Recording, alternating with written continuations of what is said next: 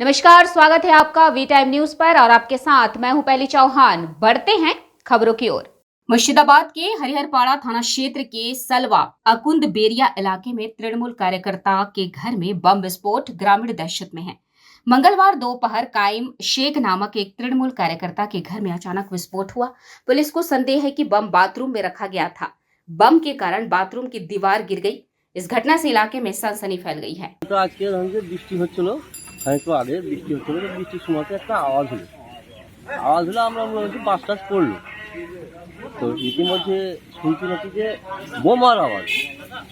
এখানে তো আমাদের এই যে কায়ম এমনি সাধারণ ছেলে, এমনি ও তো কোনো কেউ বলতে পারে মাস্টার কি বলতে কোনো সমস্যা অনলাইন, কিন্তু এখন ও একটু পাখিতে ঘোরাঘুরি করে, এই হিসাবে বিরোধী লোক এসে বোমাটা মেরে গেল কি কে রেখে গেল, এই হিসাবে হয়তো বম ফেটতেও পারে, এরকম হতে পারে। কোন পার্টি করে যার বাড়িতে বোমা?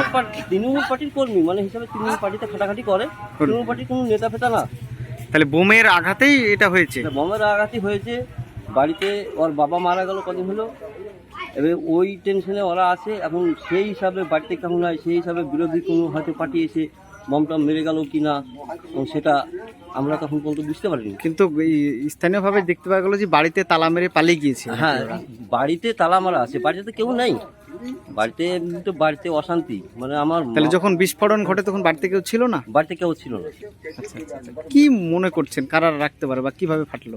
আমার তো মনে বলছে যে ও বম হয়তো কোনো ওর মানে হয়তো কোনো শত্রু যদি থাকে তারা হয়তো রেখে গেছে, কিংবা ওরা হয়তো সেই পানির সময় এসে ঝুড়ে গেছে।